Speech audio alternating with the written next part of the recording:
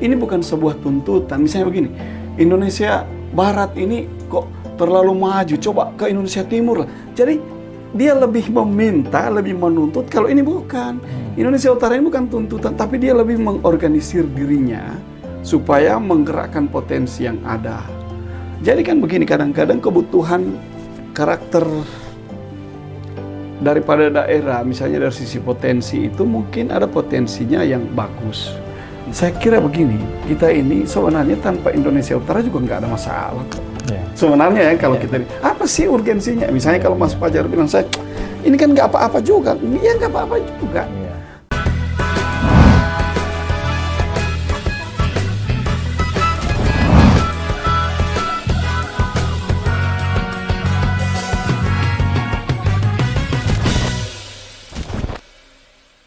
Mungkin kita lebih ke ini ya, praktis-praktisnya. Jadi praktisnya kayak tadi, coba kalau gubernur itu bertemu, gitu. Maksudnya kita pengaruhi pikiran mereka. Para gubernur ini untuk, ini sudah Fajar aja yang bawa siapa kayak yang bisa. Kalau saya sih kan, ya yang penting udah. Berarti ini harus konsolidasi lah. Konsolidasi. Dapat satu gubernur kuat ini. Oke. Yang kedua, tapi sebenarnya ini Sulsel ketinggalan ini. Iya. Karena dia kan di wilayah bawah gitu. Dia nggak masuk. Jadi Sulsel itu nggak masuk. Gitu. Sulsel nggak masuk di sini. Yang masuk Sulawesi Utara, Gorontalo. Ya. Gorontalo, Sulawesi Utara, Kalimantan Utara, Maluku Utara. Oke. Kalimantan Timur? Ya nanti kan bisa juga kalau yang connectingnya tuh terserah nanti ini pembicaraan dan komunikasi gitu. Berarti ini bisa menggenjot pembangunan di kawasan utara. Iya, itu. Biar orang nggak menjadikan dan dia tidak Sulawesi Selatan sebagai gerbang ya. dan menurut saya yang terpenting itu, ini bukan sebuah tuntutan. Misalnya begini, Indonesia Barat ini kok terlalu maju, coba ke Indonesia Timur lah. Jadi dia lebih meminta, lebih menuntut. Kalau ini bukan, Indonesia Utara ini bukan tuntutan, tapi dia lebih mengorganisir dirinya supaya menggerakkan potensi yang ada. Jadi kan begini, kadang-kadang kebutuhan karakter daripada daerah, misalnya dari sisi potensi itu mungkin ada potensinya yang bagus untuk kualitas ekspor ya. Tapi kan kebutuhan ekspor itu juga harus menjamin kontinuitas daripada produk. Tetapi kalau dia sudah gabung dengan kabupaten lain, dengan provinsi lain, oh ini bisa diekspor, di sana ada, di sini ada, di sini ada. Itu loh, maksudnya kayak gitu. Itu antara lain. Kira-kira. Memang bagus ini pemetaannya ini. Apalagi kalau misalnya kelembagaan dan kerjasamanya Pak Wabub ini. Ya. Perikanan kelautan, transportasi dan logistik, ya kan. Kemudian tata kelola pemerintahan jauh lebih efektif, ya kan, lebih praktis. Kemudian konservasi lingkungan dan mitigasi bencana yang memang identik selatan itu, khususnya Sulawesi rawan gempa ya. Ring of fire. Oke. Bagaimana koordinasi pengolahan sumber daya alamnya, pemerataan penduduk dan seterusnya. Oke. Kalau bicara tentang peluang, bagaimana Pak Wabub ini? Peluang coba digeser naik. Nah, peluangnya kayak gini ya. Nah, peluang ini pertama karena kita memiliki sumber daya alam. Jadi sumber daya alam di 5 provinsi ini atau di Indonesia Utara ini kan saya kira luar biasa ya. Kalau dia dikonsolidasikan, diakumulasi, itu pasti dia memiliki sumber daya.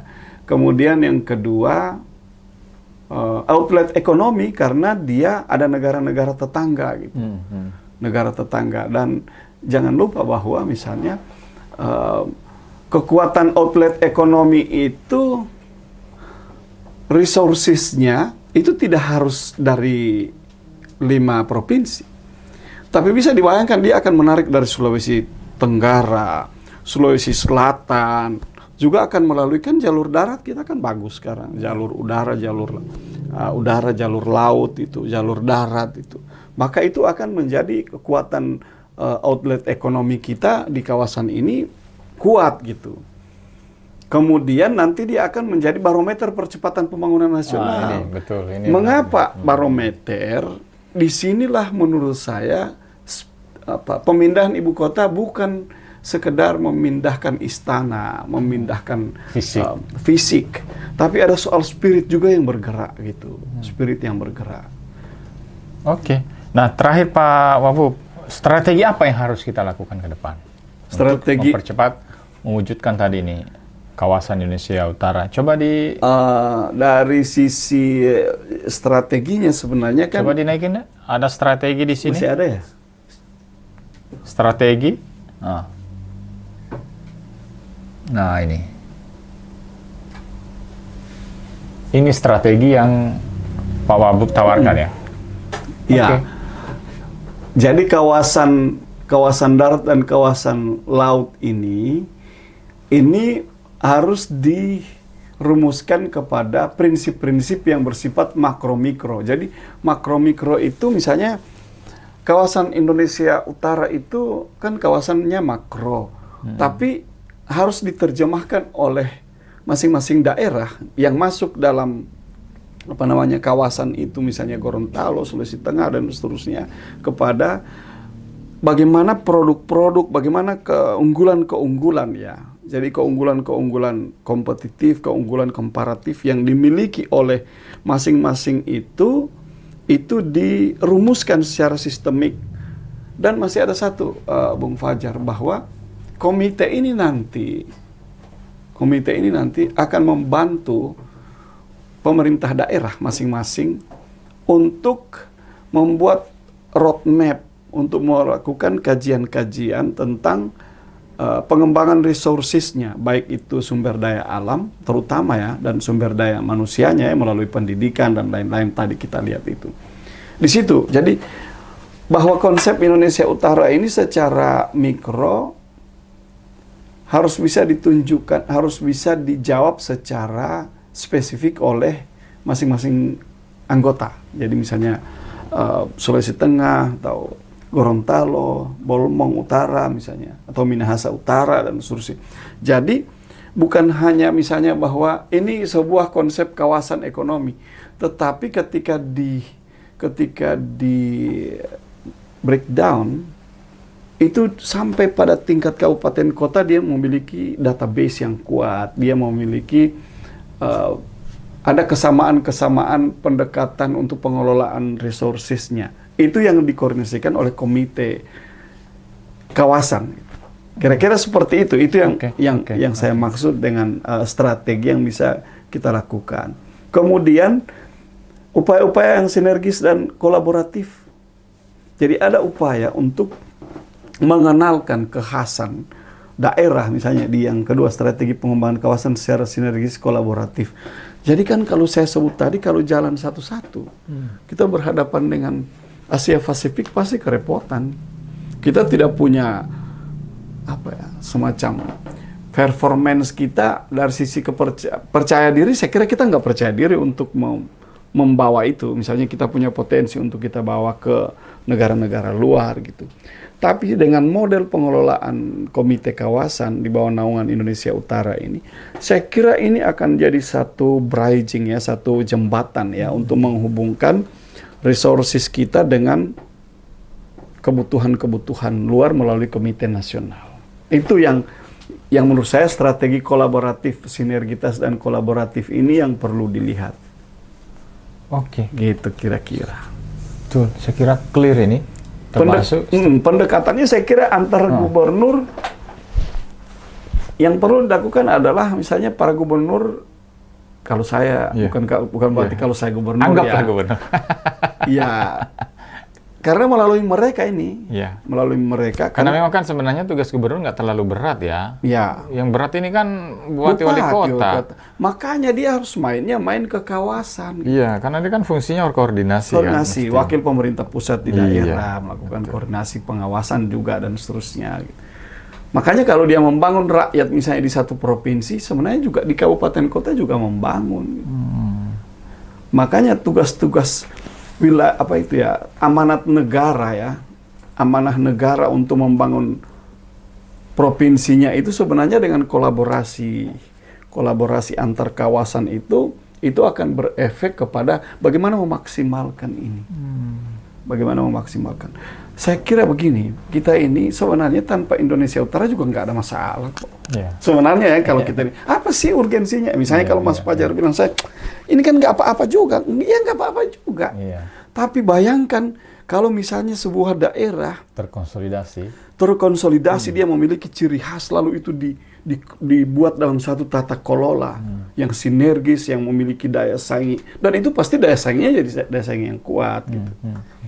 Bayangkan itu, maka yang terjadi adalah akselerasi pembangunan, pasti itu. Dan yang menjadi sangat penting tadi saya lihat potensi-potensi dia berinteraksi dengan negara-negara tetangga itu. Nah itu kan tentu di situ ada potensi yang sangat luar biasa, bicara logistik, bicara perikanan. Betul. Oke. Makanya itu Bung Fajar. Jadi kalau dilihat, kalau kita lihat bagaimana cara membumikan, mungkin pertanyaan kita, so what the next ini, apa ini yang kita lakukan? Ya saya kira kami berharap ada upaya-upaya, kita tidak bisa menyerahkan ini kepada presiden ya. Karena bagaimanapun ini sebuah upaya kesadaran lokal yang coba dikolaborasikan.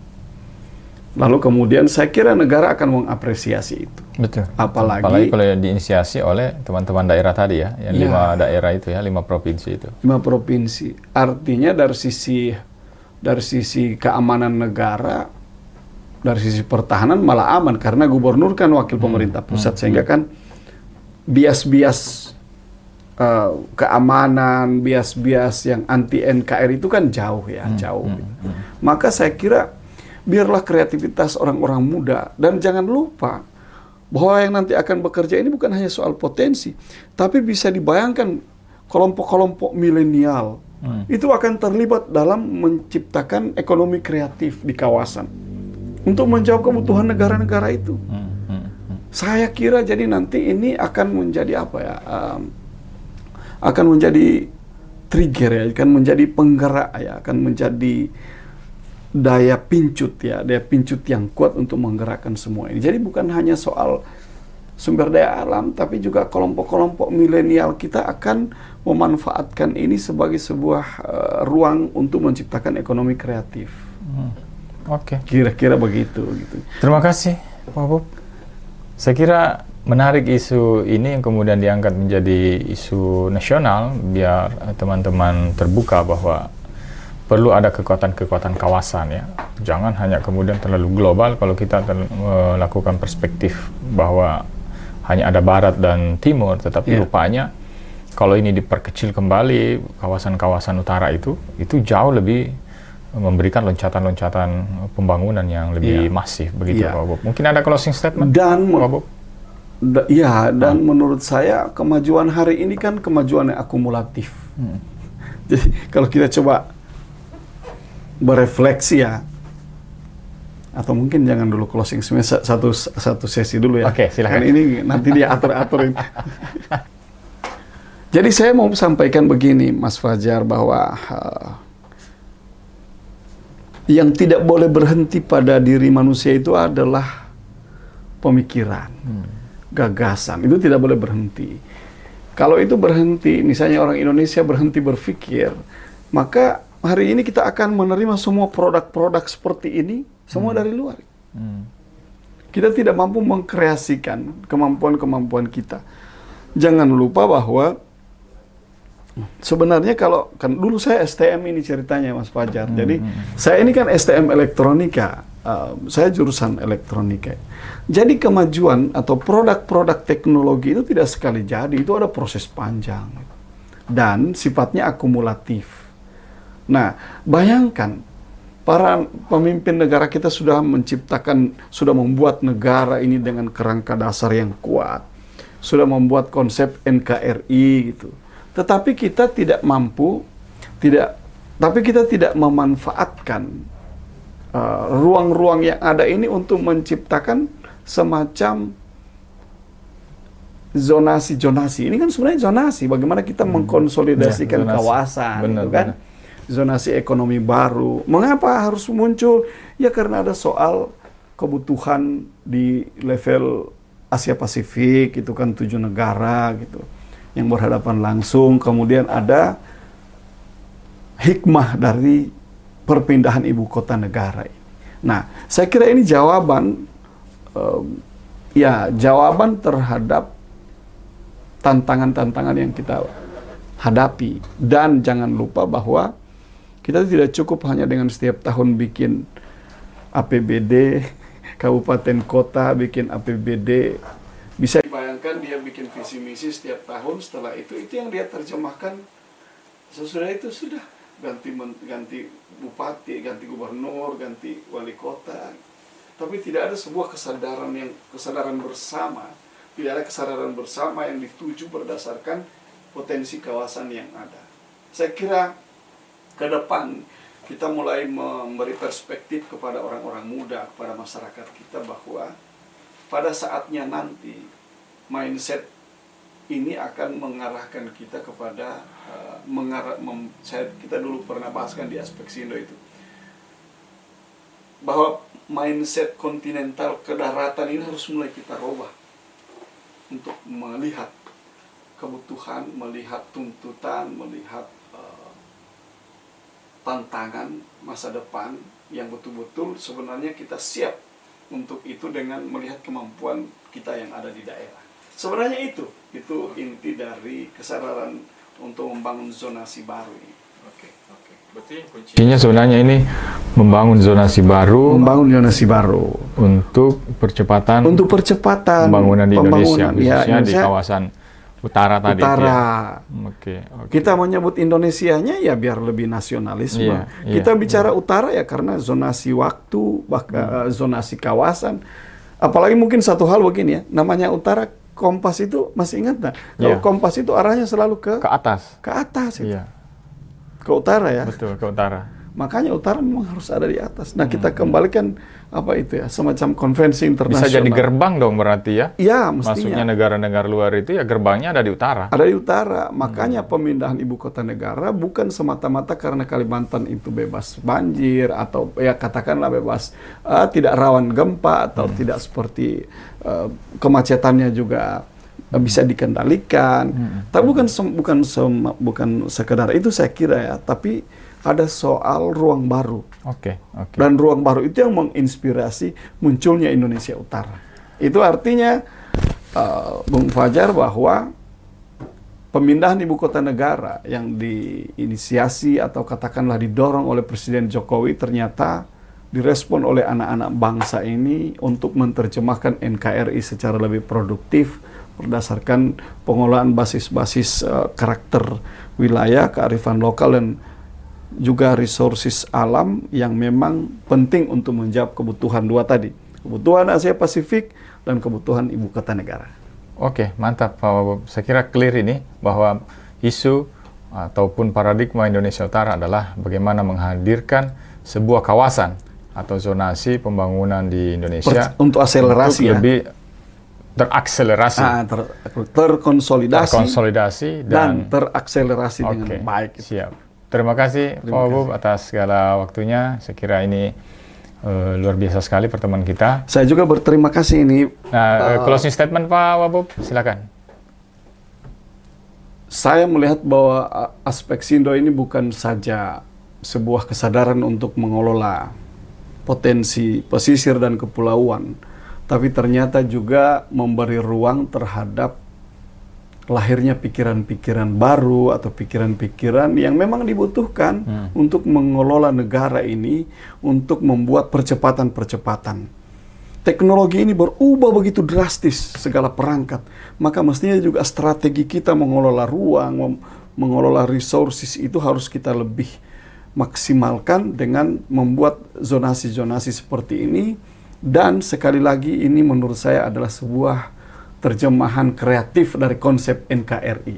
Jadi Indonesia Utara menurut saya adalah terjemahan kreatif daripada NKRI. NKRI bukan hanya doktrin pemaksaan untuk bersatu, tapi NKRI memang memberi ruang untuk bagaimana daerah-daerah ini tumbuh sendiri-sendiri, tetapi dengan konteks Indonesia Utara tumbuh bersama-sama untuk mempercepat pembangunan di daerah ini. Bang Fajar, jadi mungkin ini the last but not least ya, jadi terakhir tapi menurut saya ini tidak kalah penting atau sangat berarti bagi saya dan kita semua. Teman-teman semuanya, bahwa boleh jadi gagasan ini adalah capaian ke-1000 dari langkah pertama. Atau ada 1000 langkah yang harus kita lakukan. Tapi bagi kami, bagi saya, dan saya kira bagi Bang Fajar dan bagi aspek Sindo, bahwa tidak soal kapan dan tidak soal waktu, kapan, berapa lama lagi, tapi bagi kami, lebih khusus bagi saya, ada 1000 anak tangga yang akan kita tuju untuk pembumian gagasan ini. Setidak-tidaknya kita telah meletakkan pijakan tangga pertama, ataupun paling banyak tangga kedua, ketiga hari ini dengan gagasan ini, dan 1000 langkah itu adalah tantangan bagi generasi muda untuk memikirkan ini menjadi sebuah manfaat di masa yang akan datang.